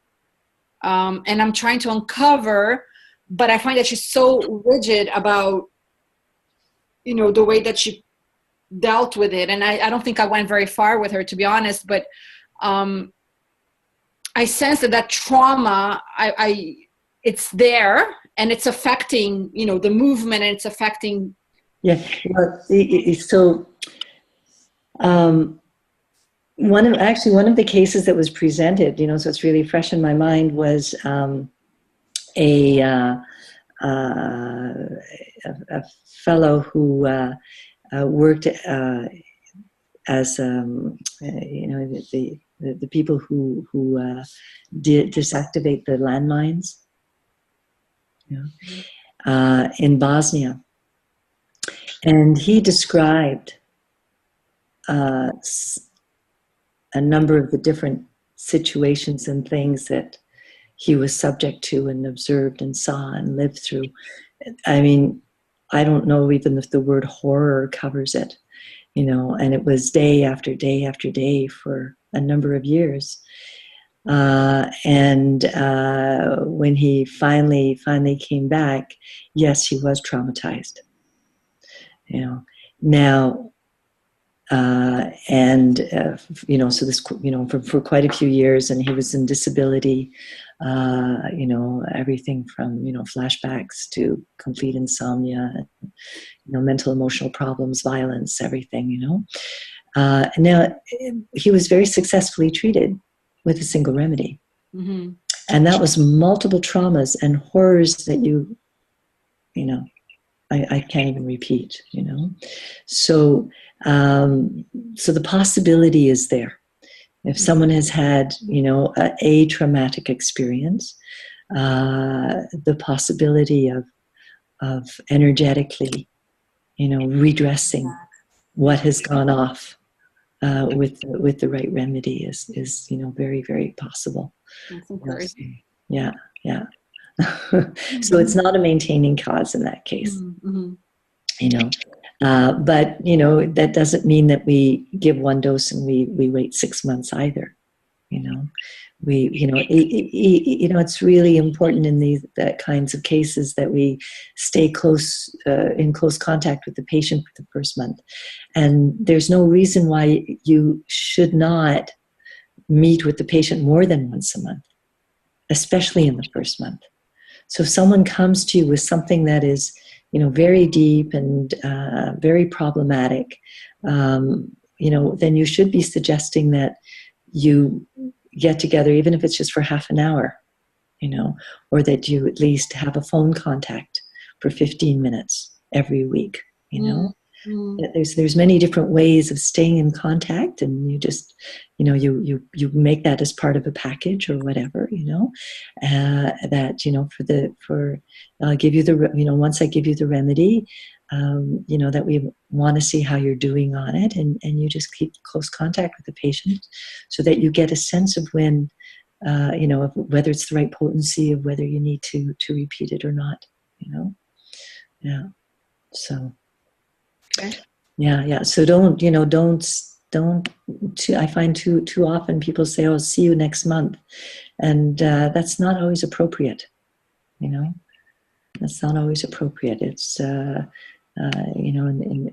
many cases, and especially in the first time seeing someone, you might want to see them, every week, or at least twice in the month, and check in. Yeah. So. So throughout, so if you would, you could see them once or twice, give them something, and then stay in touch, and see where they're going with it. Absolutely. Yeah. And also help them, because if you've come together, done the forces together, they see the limitation of freedom of response, the limited of how it's reflected in their relationships, what they're susceptible to, and get a sense of their misperception or their interpretation, the words that we can use for their delusion, without insulting them, of how they're susceptible to certain things and therefore tend to, put an exaggerated emphasis on them or exaggerated reaction to them, And that once they're able to see what they're doing in an exaggerated way, what they see is out of proportion to what is happening. So once they get a sense of that, then it's really good to be able to help remind them, so that they say, oh, this happened at work, and say, okay, so where did you go? Oh, I went back to my same old, and I da-da-da-da-da. Okay, so did you see it this time? They're going to fall into that hole a number of times before they catch themselves, right? And it's great to have someone who's there to walk you through it again, to help pull you out of the hole, so you get back on the road. Yeah, next week you fall into another one. all the same hole again. But at the beginning, to have someone who and each time, of course, it's really helpful for you because it's live, it's just happened, it's fresh for the person, and you might get a better insight. You might even get better insight to a better remedy. You might get a better simillimum in those short conversations where you're following up. Mm-hmm. So, especially when you're beginning your practice, I strongly suggest that, you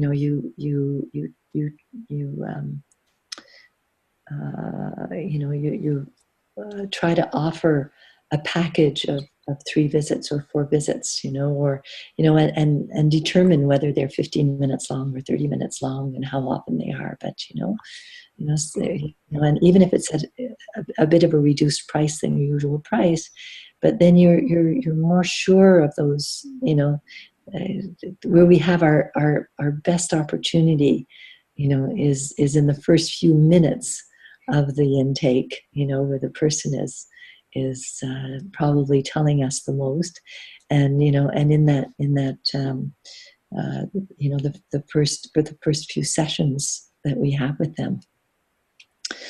After that, it gets a little harder because it gets harder to hear. We already have started forming a pattern around that person, and it's harder for us to hear through our own pattern that we've formed. Mm-hmm. So so when we're still fresh and we're still a complete open and inquiring mind, it's sometimes good to have more than just once a month. Yeah. Thank you. Okay. But it's very doable. I mean, I was, this what this man went through and the things that he saw and how destroyed he was. And then, to see him come back to life. And this was years later, Bosnia was a long time ago. And he was just recently treated about, a year and a half ago.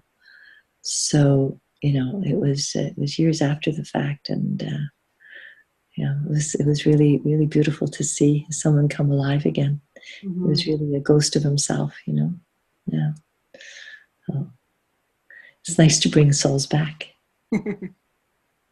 Yeah. Let them be revealed again. Let them shine again. Hi, Alinka. I didn't say hello to you. Hey.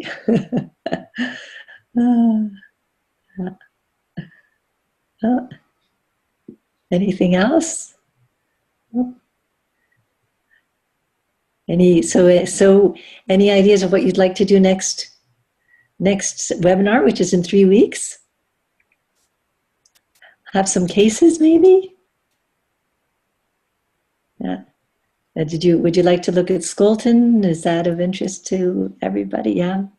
Get a little bit of insight there. I could do a short presentation on how to link the Skolton stuff to your present case taking, and also the overlaps between Skolton and Yakir, which there are many, and how how we can use both those maps, because there's a similarity there as far as looking at the evolution of plants and the evolution of the human being, and where we get caught in our evolution. So there's a lot of similarities there. They both complement each other, and Jennifer, with Jennifer's help, who's been integrating all that stuff for quite a few years, we can look at some of these new maps and see the easiest way to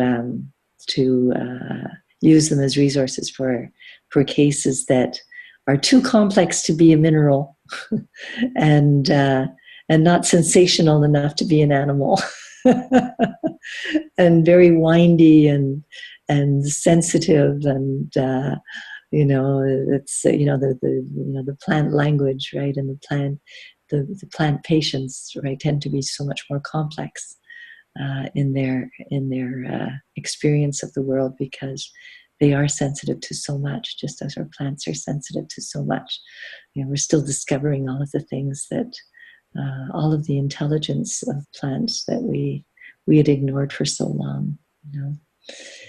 how they're intricately intertwined in the whole cosmos and all life on Earth. So they're complex little beings. A lot to tell us. So yeah, that would be fun. So I could prepare a little bit of a thing there, and I would time it according to how many cases get proposed, so that we can look at those too. Julian, this one thing I would like to understand. It will be a nice matter. Often, sometimes we think we have the right remedy. And I think it is Vitoukas, Georges Vitoukas was speaking about the level of vitality, which depending on the level of the vitality, even if we have the right remedy, maybe that will not work as what we expected. I noticed and when I was doing all my case for presenting the binder for diploma, I noticed how it is difficult. Sometimes I was analyzing the case with the sensation method. I arrived to a certain remedy, but when I was looking at lutein, I arrived to another remedy. Then I would say, which remedy should I take? And now we will be present other like Scholtens and Yakir. Then we will have we will have many methods. Grille d'analyse to see a case, and that will be interesting to make a focus on what is important for us to see very much, find the real remedy which will help the person, because it's kind of confusing sometimes, Do you understand what I mean? It is we didn't take, so we never very emphasize about the level of health. And when you are working with people, a lot of my case are women, 60s, in the 60s. The level of energy are not so much compared to somebody at 20s or 40s. And I tried some remedy, and that helped, but that didn't help. Okay, so t'as mentionné deux sujets différents là. Oui, mais c'est ça. So two different subjects there. One on vital force, and the second on different doorways in and different maps. Different maps. Yeah, I find that our most successful cases are ones where our understanding is deep enough that it doesn't matter which map we go to, it matches the case. I would say so too, but difficult to find. Oh, that's a challenge, isn't it? But but I think that's part of when we do our supervision, is that we're going to we'll be doing that. We'll be checking on the different maps and saying, well, does this make sense in that map? What would it look like in that map? Okay. And so I find that's a wonderful way of doing checks and balances. I get ecstatic when I find something through the striving and in the lutein that then I find either through repertization or through the Scholten or through, some other method, and it comes to the same remedy. You go, all right, that just makes you even more confident about it, which is good because, so let me now link into your second comment, which is, is it really a question of vitality or the right remedy? Because we don't know that. So we might think that it's the right remedy, and we give it to the person, and they don't, and they seem to be going along, and we then blame it on their vitality. Of course, there's a practical limit to everything. We're all going to die one day. So yeah, at some point, but if the vitality is such that there's no restorative, nothing restorative is happening. There's no response, right, to the remedy. Then we usually are near death's door, and the right remedy should help us die. Yeah. So this thing of that there's not enough vital force, I think it's been a really overused excuse by too many homeopaths. You know, I'm sure that George Vitulkas regrets the day he said that. Because then every homeopath who doesn't pick a good simillimum says it's because the vital force is too weak. I've had a lot of patients treated by other homeopaths who've come to me in desperation and said that my homeopath, told me that I was incurable, that I didn't have the vital force to be able to cure. Well, and anyway, we found out that that wasn't true, but to actually, to come to that conclusion, it's, I think it's worse than the doctors who give people 3 months to live, where there's life, there's hope. And, we don't think that the person necessarily is going to be running around like a rabbit, but, they are mentally and emotionally joyful, that they, feel full and fulfilled, even if they, don't have quite the vigor that they had, 20 years ago. But we should, there should be some level of response, even if there are physical limitations, So I've seen people on their deathbeds be joyful with the right remedies, and one case in particular, she was what was her remedy? You're going to laugh when I tell you. Was it petroleum? Was it either petroleum? No, it was the one what's the one who sneaks wine into the hospital? always looking to cross. Plumbum. Huh? I think it's plumbum. Plumbum, that's it, right? Exactly, plumbum. Anyway, I gave this woman plumbum. She was 89, and literally on her deathbed, she had her family around her, and gave her dose of plumbum, because she was like, her eyes were closed and she was going, and then all of a sudden her eyes popped open. She said, "Well," she said, if these are my last moments," she says, "where's my glass of gin?" And she got her glass of gin. She drank she toasted everyone, drank her glass of gin, and that was it.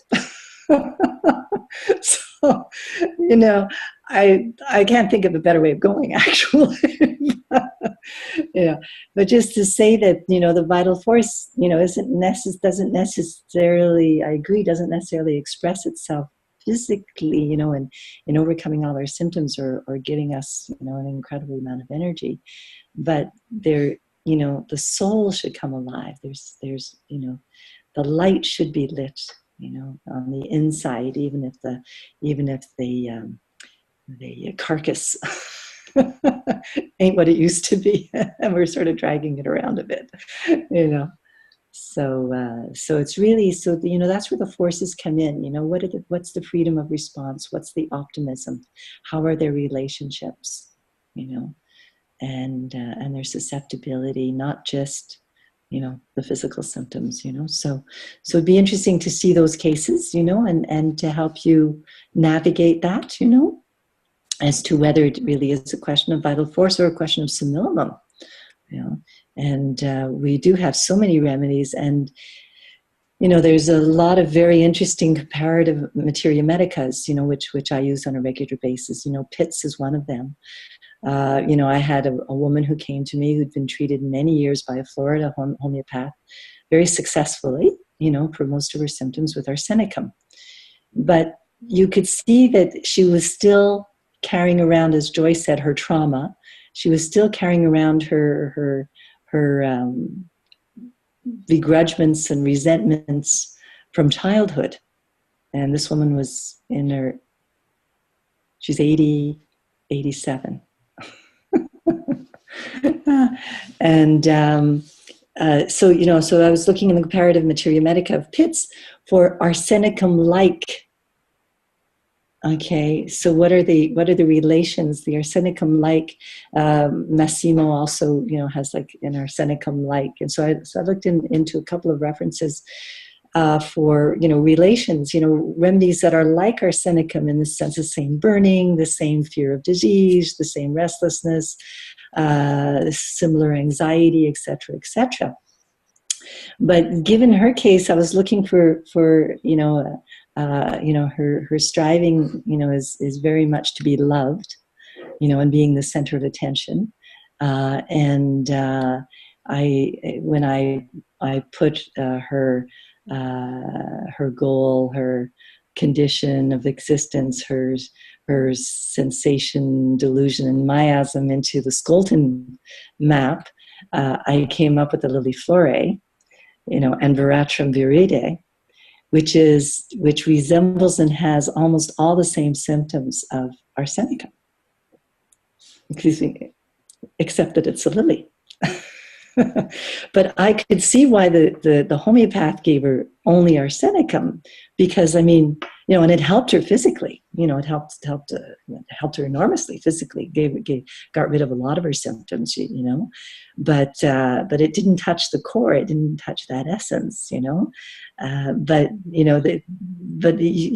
You'd say, oh, she's a classical arsenicum. She's a textbook arsenicum. But there was this little dimension that the arsenicum, didn't cover, and that need for being special, the attention, and the way that she considered relationship, which was much more than just the dependence on relationship for structure and support, which is arsenicum, but for a lot more of an emotional aspect. Arsenicums are very anxious, but they're not anywhere as emotional as plants can be. And so and this woman had a lot of emotion and a lot of emotional reactions, and a lot of emotional stuff in her. So the comparative materia medica is therefore useful. It's always, I have a class book, and it's that, but what else could it be, and what doesn't it cover, and what can we check out? So these are some of the things that we can do together. Look at some of those resources together. Yeah. The wonderful wild world of homeopathy. Yes, thank you. It never ends. Well, that was great. That was sort of just an informal meeting, but I really enjoyed seeing you all. It was nice to see you again, Heather. It'd been a while. Hey, glad to have you back. It's nice to see you. So, this is what I'm looking forward to, is that we really sink our teeth into our practice, and if you give me a little bit of a heads up, before the webinar as to what you'd like to cover, whatever, I can prepare some stuff, but I can easily share my screen and whatever resources I have here. So it'd be a pleasure to do that. All right. How are we doing for time? Oh my God. It's way past my bedtime, people. No, it's fine. I've sort of figured that our webinars will probably be about 2 hours. I imagine that. So we're looking at, good 32 hours of training in this. It'll be great. It'd be fun to do that. The 32-hour course, supervision course, be fun. I think we make big strides when we're at this level, and our colleagues sharing our experiences this way. It's cool. Yeah. Hope you'll be joining us too, Natasha. Hearing all about your Ontario adventures. Now that you got accepted by the CHO, by the order. No. Yes, of course. Good. Yeah. What a pain. Oh yeah. Oh. A pain in the pocketbook, a pain in your time, pain in the ass. Yeah, they delayed me. They delayed me a bit because the niche wasn't in Ontario, and they regulated all Ontario colleges, and then I've been delayed because they didn't prepare all documents. I have to submit another round of stuff what I learned in Mish. I mean, Well, I you was shouldn't, frustrated. because we now have 12 people who are in the order. Yeah, I know. So Yeah, you I should know. at this point. But I think They you were were parented. I was the regular one, the first one, the regular one. right. So and then just You were a little bit ahead of the wave there. yeah, and they just No, now because it's you're impatient. yeah, it's easy, but it's not just additional documents. That's it. Yeah. But yeah, no, I know. At this point, it's no problem at all. They know who we are, and they have all of our documents. So at this point, but you were, I think, the first person to go through that process. Yeah. Okay, great. Well, I'm glad you did. I'm glad you made it through to the other side. Nothing like an order. Yeah, well, we're still fighting. We still struggle. We're still fighting. Yeah, with our place under the sun of medical system. But what I heard, I mean, it's not what the rumors. It's what's been told, that it gives a little privilege that they say, well, because the profession was regulated, so now to get into the medical under Medical Act will be easy. So there will be no way, if it wouldn't be regulated, they will accept us. So now, and there is actually quite a few doctors, medical doctors, started to work with the homeopaths. Ah. Yeah, few. I mean, I just hear. I visited the Boiron conference somewhere September, I think, and there were present a few medical doctors were present on the conference, and they came to the mic and said, "Well, look, we're talking about acute remedies like Alemsipel, like Caxaloxana, but what about chronic diseases? We want you to, where's the homeopath who can treat the homeopathically chronic disease, because we need help." This is just was straightforward. Oh, wow, fantastic. Yeah, so fantastic. they are open, and we just need to find the doctors. And I mean, few of them I know, homeopaths working with the medical doctors, medical professions. I actually been contacted by dentists, I forgot. Dentists. Yeah. Do you have solution for dental problems? They have quite a few. So yeah. Oh, that's great. It's great to hear that you're working that way. Fantastic. Congratulations. Yeah, thank you. Yeah, it's still hard, as you say. It's still not easy, of course. Yeah, no, that's good. That's great. Yeah, no, doors are opening, and we have a. Yeah, it seems like the doors are opening. That's true. Yeah. Yeah. No. Which is great. Yeah. Okay, thank you very much for. Yeah, well, thank you. I'm looking forward for Schulten, actually, because I started to learn about Schulten, and I'm looking. Yeah, it's. I was, I was happy to see that we can just apply the way we work very easily and really have access to almost all the plants available. And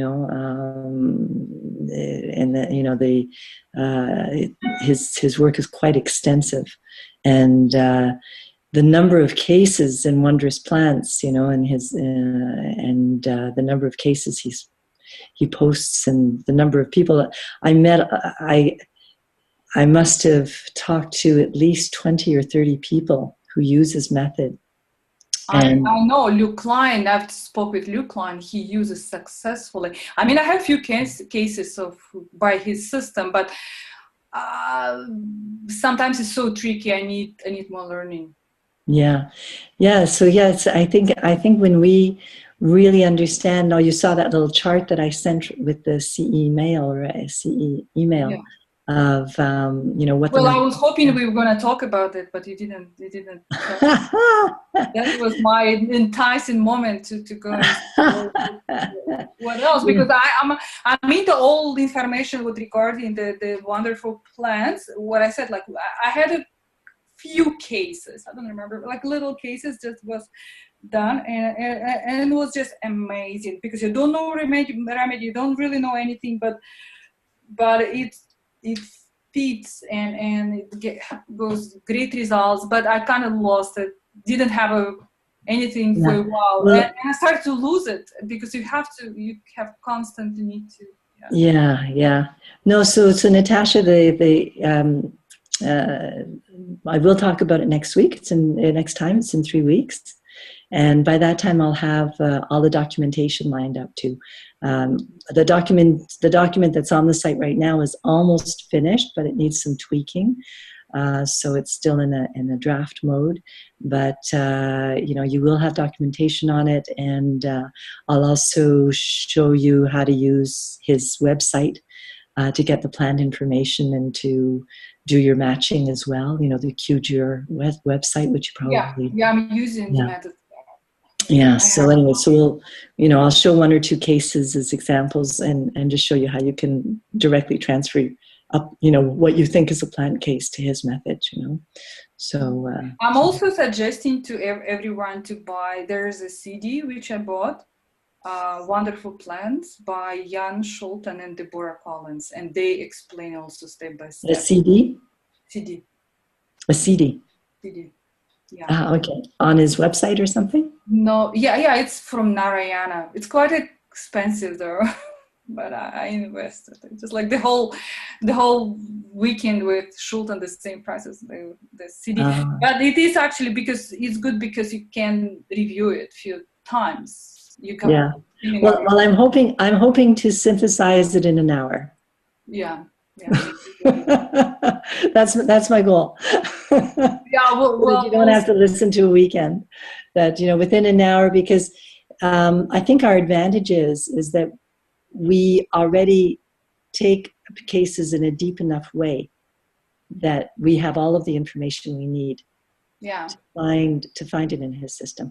This is unlike other homeopaths who are used to either just repertoizing, or just... No, that doesn't need repertorization. I mean, actually, you use repertorization just to find confirmation by, let's say, if you have differentiation, you just find physical symptoms, like something just couples physicals, just like because you have few which stage could be, and sometimes it helps, but nothing to that. It's basically what I'm saying is that we don't need 3 days of courses. That we already are taking our cases in a deep enough way that we can use that map efficiently, whereas a lot of other homeopaths who do not take their cases in the way that we do would need more than 3 days because they have to learn how to take a case. Yes. That's my point. So, I don't think we need a CD, and I don't think we need 3 days of learning is what I'm saying. I think that I can capture it within an hour, and you guys can start using it from then on, Okay. And have the documents. So I can give you 2 hours. Okay, thank you, Natasha. I've been granted. You have 2 hours. Oh, wonderful. Capture. Great. Yes, I haven't heard from you, Heather. Come on, one last word before you check out there. You're being untypically quiet here today. Yeah, hello. I don't know. I think I'm just sitting back and taking it all in, and I joined a bit late, so I missed the first 40 minutes, but I think it's being recorded. I'll catch it on the recording. I guess I just wanted to have a better understanding of the CE site and so forth, but I know you covered all that stuff, so I'll just listen to the recording tomorrow if it's out. But no, all sounds good. Very, very exciting, actually. I was also at Michal Yakir on the weekend. I didn't attend the last day, unfortunately. I was doing something else, but I did enjoy it actually quite a bit. So I would like to hear what you have to say about Schulten too, because I attended Schulten back in Toronto, and I understand a bloody thing that man said on that weekend. Okay, so I certainly need some clarification in an hour, because I found it actually quite complicated. So I would actually love to see how you can simplify it for me. Okay, wonderful. Certainly, yeah. And the Yakir, I know she really has wonderful relationship with plants. Yeah, yeah, and you can see it. It's yeah. Yeah. I think she tells it. I think she tells a beautiful story. I think the way she delivers it is really easy to understand. Yeah, but just easy to understand at this level. So. Yeah, I don't know how easy it is to apply necessarily, but it certainly has its place. There's cases that could definitely be helped. Yeah. Or at least help us, and especially if we can navigate more than one map using with the plants, and that is really, really helpful for sure. I think it's great. Yeah, I do. Yeah. Oh, great. Okay, well, good. Well, I'm glad to hear that you were there. And if you have any notes that you'd like to share with me, so that I can sort of integrate them as well. I wasn't there on I have seen presentations by her, and I've gone through her book, but I wasn't at the conference. So, I've gotten a few notes from Jennifer, but if you have highlights or whatever that you'd like me to look at, or, comment on, or think that might be important, I'd be really happy to take a look at them. Okay, I'll take a look through them. Yeah, I'll get to that later on in the week, but yeah. They don't have to be fancy, and they can be handwritten, and they can be, I don't care. Okay. I really don't care. For me, it's, I catch the essence, and, what the core is, and that's all that's important. So don't worry about the format it's being sent in. Okay. That's good. Scanned scribble is fine. All right. I hear you. But yeah, no, yeah, it's, so, basically, what you missed is, the sharing of the resources, and the sites that we've set up to share our resources, and the whole idea is to make it easy, fast, and accessible, that you have all of the materials, therapeutics, protocols, and materia medica and maps in one place. Yeah. And that it's visual, and that it's easy, and that it's always being updated. That's the difference now, is that these are live documents that are always being updated. Yeah. So that's the idea going forward, is that we build on that resource, together. Yeah. Well, it looks good. It looks easy to navigate through. So I'll take a look at it again tomorrow. And sounds good. Sounds good. Great. Oh, well, I'm looking forward to seeing you guys in 3 weeks. We'll be ready to go. I'll be on our on the edge of our seats to our next homeopathic adventure. Well, have a nice couple of fall weeks. Enjoy, and see you all in 3 weeks then. Thank you, Judy-Ann. Thank you, Judy-Ann. Thank you. Bye-bye. Good night, everybody. Bye, everybody. Good night. Bye-bye. Good night. Bye. Bye, Judy. Bye, Anna.